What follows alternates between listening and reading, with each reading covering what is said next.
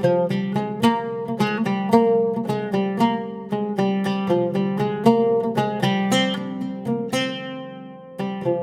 இன்னைக்கு school going கிட்ஸ்க்காக lunch box recipes எப்படி செய்யறதுன்னு தான் பார்க்க போறோம். டெய்லி என்ன லஞ்ச் கொடுத்து வரதுன்னு யோசிக்கிறதே ஒரு பெரிய வேலையா இருக்கும். ஆனா இந்த லஞ்ச் பாக்ஸ் ரெசிபிஸ் உங்களுக்கு ரொம்பவே யூஸ்ஃபுல்லா இருக்கும். சில்ட்ரன்ஸ் வந்து சாப்பிட்டுட்டும் வருவாங்க, கொஞ்சம் கூட மிச்சம் வைக்காம. ஹாய் ஃப்ரெண்ட்ஸ், என் பேர் Abhi. Welcome to Indian recipes Tamil. வீடியோக்குள்ள போறதுக்கு முன்னாடி நம்ம சேனல் இந்தியன் ரெசிபிஸ் தமிழை சப்ஸ்கிரைப் பண்ணிக்கோங்க, கூட இருக்க பெல் சிம்பலையும் கிளிக் பண்ணிக்கோங்க.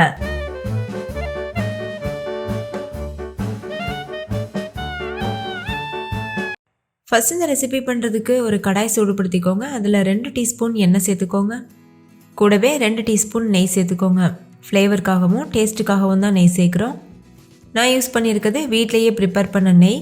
ஹோம்மேட் நெய் எப்படி பண்ணுறதுன்னு வீடியோ அப்லோட் பண்ணியிருக்கேன். அதோட லிங்க் டிஸ்கிரிப்ஷனில் இருக்க வேணா செக் பண்ணி பாருங்கள். நெய் சூடானதுக்கப்புறமா ஒரு பிரிஞ்சி இலை சேர்த்துக்கோங்க. 1 டீஸ்பூன் சீரகம், 2 ஏலக்காய், 2 கிராம்பு, ஒரு பட்டை, ஒரு நட்சத்திர சோம்பு இதெல்லாம் சேர்த்துக்கோங்க. சேர்த்துட்டு ஸ்டவ்வை லோ ஃப்ளேமில் வச்சுட்டு ஒரு டைம் மிக்ஸ் பண்ணிக்கோங்க. இது கூடவே 2 பெரிய சைஸ் வெங்காயத்தை நீள்வாக்கில் அரிஞ்சிட்டு இது போல் சேர்த்துக்கோங்க. கப் அளவில் சொல்லணுன்னா 1 கப் அளவு கட் பண்ணின வெங்காயம் இருக்கும். சேர்த்துட்டு இது கண்ணாடி பதம் வர வரைக்கும் வதக்கிக்கோங்க. ஸ்டவ்வை வந்து மீடியம் ஃப்ளேமில் வச்சுக்கோங்க. இப்போ இதில் தேவையான அளவு உப்பு சேர்த்துக்கோங்க. நான் ஒரு 1/2 டீஸ்பூன் அளவு சேர்த்துருக்கேன். சேர்த்துட்டு நல்லா கலந்துருங்க. உப்பு சேர்த்து வதக்கும் போது வெங்காயம் சீக்கிரமாகவே வதங்கிடும். வெங்காயம் ஓரளவு வதங்கினதுக்கப்புறமா இது கூட 1 டீஸ்பூன் அளவு இஞ்சி பூண்டு விழுது சேர்த்துக்கோங்க. சேர்த்துட்டு ஸ்டவ்வை லோ ஃப்ளேமில் வச்சுட்டு இஞ்சி பூண்டோட பச்சை வாசனை போகிற வரைக்கும் இதை நல்லா வதக்கிக்கோங்க. இஞ்சி பூண்டு பச்சை வாசனை போனதுக்கப்புறமா இது கூட 1/2 டீஸ்பூன் அளவுக்கு காஷ்மீரி மிளகாத்தூள் சேர்த்துக்கோங்க. நீங்கள் நார்மல் மிளகாத்தூள் சேர்க்குறதா இருந்தால் 1 டீஸ்பூன் சேர்த்துக்கோங்க, ஏன்னா அது ரொம்ப காரமாக இருக்கும். இது கூடவே ஒரு 1/4 டீஸ்பூன் அளவுக்கு மஞ்சள் தூள், 1/2 டீஸ்பூன் மிளகுத்தூள், 1 டீஸ்பூன் சீரகத்தூள் சேர்த்துக்கோங்க. கூடவே 1 டீஸ்பூன் பிரியாணி மசாலா சேர்த்துக்கோங்க. நீங்கள் பிரியாணி மசாலாவுக்கு பதிலாக கரம் மசாலா கூட யூஸ் பண்ணலாம். நான் யூஸ் பண்ணியிருக்கிறது வீட்டிலையே பண்ண பிரியாணி மசாலா. இதோட லிங்க் வந்து டிஸ்கிரிப்ஷனில் இருக்குது, வேணா செக் பண்ணி பாருங்கள். நீங்களும் வீட்டிலையே நல்லா கமக்கிற பிரியாணி மசாலா பண்ண முடியும்.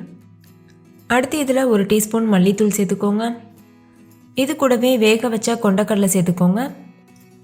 நான் வந்து கருப்பு சுண்டல் எடுத்து ஓவர் நைட் தண்ணியில் ஊற வச்சுட்டு 5 விசில் வரைக்கும் வச்சு வேக வச்சுருக்கேன் குக்கரில். அதை தண்ணியை வடிச்சிட்டு இது போல் சேர்த்துக்கோங்க. கொண்டக்கடலை ஆப்ஷனல் தான், நீங்கள் அப்படியே கூட இந்த ரெசிபி பண்ணலாம். வெங்காய சாதம் மாதிரி இருக்கும். நான் இன்றைக்கி ப்ரிப்பேர் பண்ணியிருக்கிறது கொண்டக்கடலை சாதம். கொஞ்சம் ப்ரோட்டீன் ரிச்சாக இருக்கட்டும்ன்றதுக்காக இந்த மாதிரி பண்ணியிருக்கேன். நீங்கள் கொண்டக்கடலை தான் யூஸ் பண்ணணும்னு இல்லை, எந்த விதமான பயிர் வகைகள் கூட நீங்கள் யூஸ் பண்ணலாம். ஆனால் நல்லா வேக வச்சுட்டு சேர்த்துக்கோங்க. இப்போ இதில் 1/4 கப் அளவு தண்ணி சேர்த்துக்கோங்க. இந்த மசாலாலாம் நல்லா வெந்து வரணும், அதுக்காக 1/4 கப் தண்ணி சேர்த்துட்டு நல்லா கலந்துருங்க. ஹை ஃப்ளேமில் வச்சு ஒரு 4 நிமிஷத்துக்கு இதை நல்லா கொதிக்க வச்சுக்கோங்க. இந்த தண்ணியெல்லாம் நல்லா வற்றிட்டு அதுக்கப்புறமா அந்த மசாலாவோட பச்சை வாசனைலாம் போகணும். ஸோ அது வரைக்கும் வெயிட் பண்ணுங்கள். அதுக்கப்புறமா நம்ம வந்து வேக வச்ச சாதம் சேர்த்துக்கலாம். இப்போ பாருங்கள் நல்லா கொதிக்க ஆரம்பிச்சிருச்சு. இது இன்னும் கொஞ்சம் ட்ரை ஆகட்டும். இப்போ பாருங்கள் இன்னுமே நல்லா ட்ரை ஆயிடுச்சு.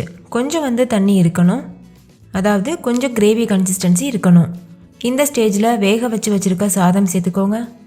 நான் வந்து 1 கப் அளவு சாப்பாட்டு அரிசியில் சாதம் வடித்து எடுத்து வச்சுருக்கேன்.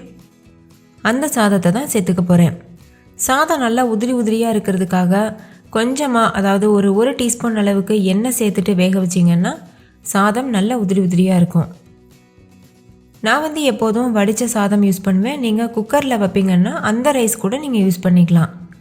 இப்போ இதில் கொஞ்சமாக உப்பு சேர்த்துட்டு மிக்ஸ் பண்ணிக்கோங்க. நம்ம சாதத்துலேயும் உப்பு சேர்த்துருப்போம், அதனால் பார்த்துட்டு சேர்த்துக்கோங்க.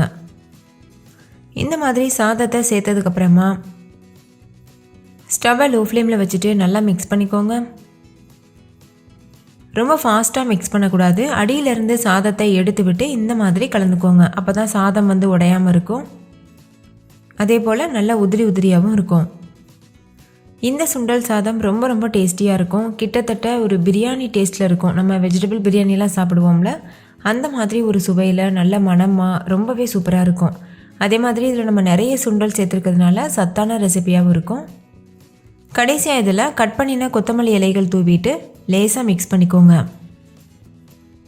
அவ்வளோதான், ரொம்ப டேஸ்டியான லஞ்ச் பாக்ஸ் ரெசிபி சூப்பராக தயாராகிடுச்சு. இதை நீங்கள் அப்படியே கூட சிம்பிளாக ராய்த்தா வச்சு சாப்பிடலாம். அப்படி இல்லைன்னா ஏதாவது கூட்டு பொரியல் கூட வச்சு சாப்பிடலாம். அப்படி இல்லைன்னா அப்பளம் வடகம் வச்சு சாப்பிடலாம். அதே மாதிரி பிரியாணி கத்திரிக்காய் கூட இது பக்காவான காம்பினேஷனாக இருக்கும். ஓகே, இப்போ இதை நம்ம லஞ்ச் பாக்ஸில் பேக் பண்ணிடலாம். நான் இன்றைக்கி சிம்பிளாக வெங்காயம் தயிர் வச்சு ராய்த்தா தான் பண்ணியிருக்கேன். அது கூட வச்சு சர்வ் பண்ண போகிறேன். நீங்கள் நான் சொன்னது போல் எந்த விதமாகவும் இதை சர்வ் பண்ணிக்கலாம். ஓகே, நீங்களும் கண்டிப்பாக ட்ரை பண்ணி பாருங்கள். வீட்டில் இருக்க குட்டீஸ்லேருந்து பெரியவங்க வரைக்கும் என்ஜாய் பண்ணி சாப்பிடுவாங்க. ஸ்நாக்ஸுக்கு இளந்தப்பழம் வச்சுருக்கேன். நீங்கள் உங்களுக்கு விருப்பமான எந்த ஃப்ரூட்ஸ் வேணாலும் வச்சுக்கலாம். ஓகே ஃப்ரெண்ட்ஸ், இந்த லஞ்ச் பாக்ஸ் ரெசிபிஸ் உங்கள் எல்லாருக்கும் ரொம்ப பிடிச்சிருந்தா லைக் பண்ணுங்கள். உங்கள் ஃப்ரெண்ட்ஸ் கூடயும் ஷேர் பண்ணுங்கள். நீங்களும் வீட்டில் செஞ்சு பார்த்துட்டு கமெண்ட்டில் சொல்லுங்கள். தேங்க்யூ, பாய்.